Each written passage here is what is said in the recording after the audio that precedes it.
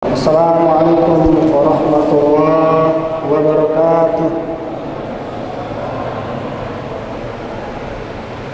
Innal hamdalillah nahmaduhu wa nasta'inuhu wa nastaghfiruh wa na'udzu billahi min shururi anfusina wa min sayyiati a'malina.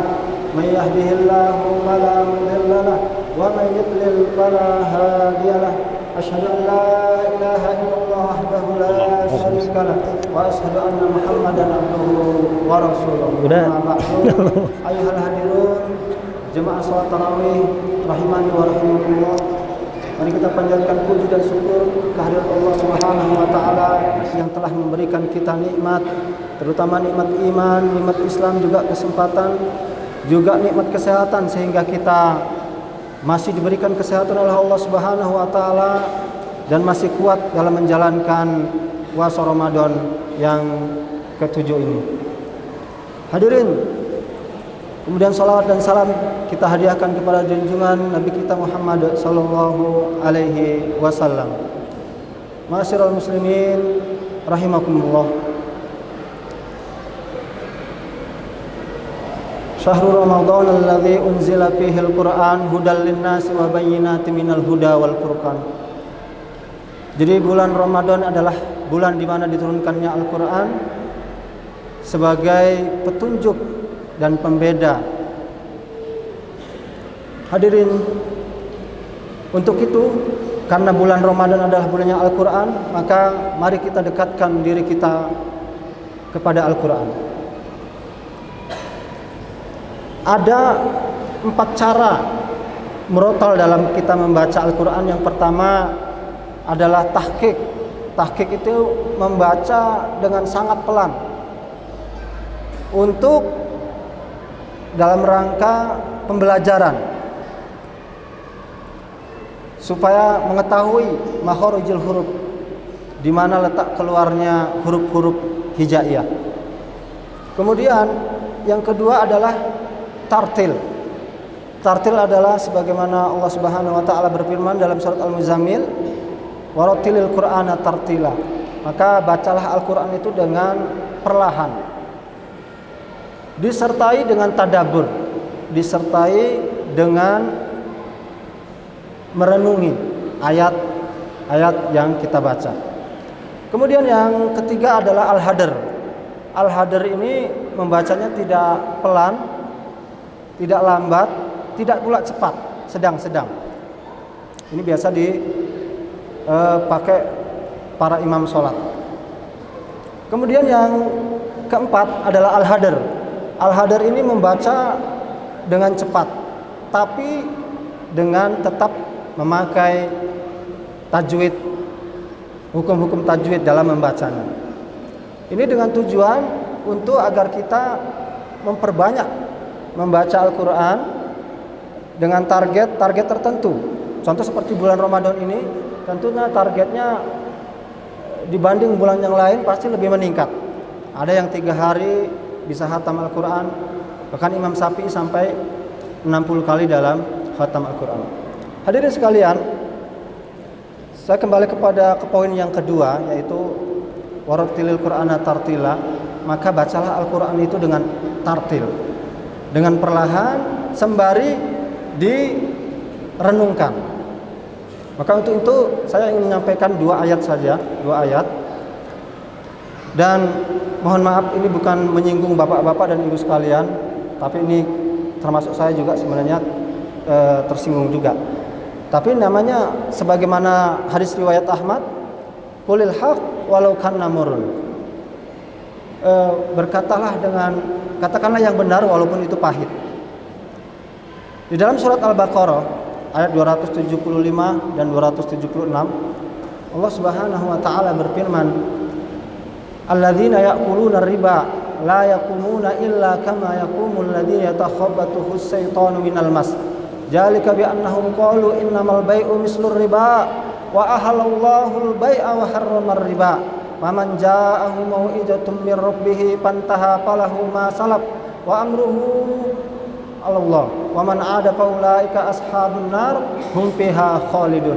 Yamhaqullahu riba wa yurbis shadaqat wallahu la yuhibbu kulla kaffarin athim. Yang artinya orang-orang yang memakan riba nanti dibangkitkan di hari kiamat akan dibangkitkan berdiri seperti berdirinya orang yang kemasukan setan, dikarenakan ada penyakit gila. Itu dikarenakan karena mereka mengatakan bahwa jual beli sama dengan riba. Maka Allah Subhanahu wa taala mengatakan wa ahallallahu al-bai'a wa harrama riba. Allah menghalalkan jual beli dan mengharamkan riba. Yamhaqullahu riba wa yurbis shadaqat. Allah memusnahkan keberkahan harta riba dan menyuburkan sedekah. Wallahu la yuhibbu kulla kafarin athim. Dan Allah tidak menyukai orang-orang yang berbuat kekafiran dan selalu berbuat dosa. Hadirin sekalian, apa sih sebenarnya pengertian riba itu? Riba adalah az-ziyadah. Riba adalah bertambahnya harta tanpa adanya proses jual beli. Maka pertanyaannya adalah, apakah bunga bank itu termasuk riba? Maka para ulama di tahun ketika muktamar dari tahun 1960 sampai sekarang, dan ulama sampai 300 orang itu memfatwakan bahwa bunga bank termasuk riba. Hanya saja ada segelintir ulama sekarang, termasuk ulama Al-Azhar, Syekh Ali Juma, membolehkan karena alasannya ada suka sama suka alasannya. Tetapi kalau kita mengikuti mayoritas ulama, ijma para ulama, bahkan OKI sendiri, organisasi konferensi Islam, memfatwakan bahwa bunga bank adalah haram. Bunga bank adalah termasuk riba. Kemudian juga lembaga fikihnya Rabithah Alam Al-Islami yang termasuk Pak Ahmad Ismail adalah dai-nya, ya. Itu juga memfatwakan yang sama. Bahkan ulama Al-Azhar dalam lembaga fikihnya juga mengatakan bahwa bunga bank itu adalah termasuk riba. Untuk itu tentu saja kita mengambil pendapat yang mayoritas yang banyak. Dan ini disertai dengan dasar ayat yang tadi yang sungguh kuat. Maka hadirin sekalian, maka ada kisah ketika Nabi Muhammad SAW di Isra Mi'rajkan.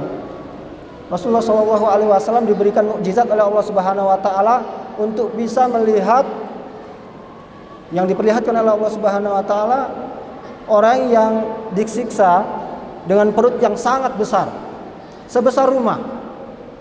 Dan Allah tempatkan orang tersebut di jalan yang dilewatin oleh pasukannya kaum Fir'aun. Ketika dilewatin, dan kita ketahui bersama bahwa kaum Fir'aun adalah kaum yang paling mendapatkan azab yang paling berat, yang paling keras. Maka akhirnya Rasulullah SAW bertanya kepada Jibril, wahai Jibril, siapakah mereka? Mereka adalah orang yang suka memakan riba. Kemudian dalam Sahih Bukhari juga Rasulullah SAW pernah bermimpi diajak oleh dua orang untuk melihat satu sungai yang di situ ada satu orang yang timbul tenggelam di air sungai yang penuh darah. Maka ketika dia timbul, yang di pinggir sungai ini melempar batu, melempar mulutnya dengan batu terus menerus. Akhirnya Rasulullah juga bertanya, siapakah mereka? Mereka adalah orang yang memakan riba. Untuk itu sungguh amat bahaya sekali harta riba. Lalu bagaimana dengan kondisi kita sekarang ini? Tentu saja kita rata-rata semuanya mempunyai rekening, bahkan ada yang bertransaksi simpan pinjam, ya. Itu bagaimana solusinya? Maka bagi yang punya simpan pinjam yang masih ada tanggungan, maka segeralah dilunasi dan untuk tidak lagi kembali untuk meminjam. Terus bagaimana kita yang punya harta banyak, 1 miliar, 2 miliar yang kita depositokan? Nah, para ulama memberikan solusi kalau hasil dari deposito atau hasil dari harta yang kita simpan di bank itu bisa dipakai, tapi tidak untuk dimakan, tidak untuk membeli bahan makanan, tetapi untuk fasilitas umum, contoh WC, jembatan, sekolah, ya. Jadi daripada itu dipakai oleh orang-orang Yahudi, ya, maka boleh kita pakai, tapi bukan untuk dibelikan bahan makanan. Hadirin jemaah sekalian, tentu sebagaimana hadis Rasulullah SAW mengatakan, an Jabir bin Abdullah radhiyallahu anhu, la'ana Rasulullah SAW akilar riba wa mu'kilahu wa katibaihi wa sahidaihi wa qala hum sawa. Jadi dari Jabir radhiyallahu anhu bin Abdullah mengatakan bahwa Rasulullah melaknat orang yang memakan riba dan yang memberikan makanan riba, orang yang mencatat, dan juga orang yang menyaksikan. Maka banyak kisah-kisah ya di YouTube atau di mana-mana, banyak yang pegawai bank pada resign, banyak kepala bank yang resign. Itu karena mungkin tahu dari efek dari harta riba tersebut. Untuk itu mari kita kurangi atau kita tinggalkan sekaligus muamalah kita dalam yang berbau riba. Mohon maaf atas segala kekurangan. Akhirul kalam, wabillahi taufiq wal hidayah. Wassalamualaikum warahmatullahi wabarakatuh.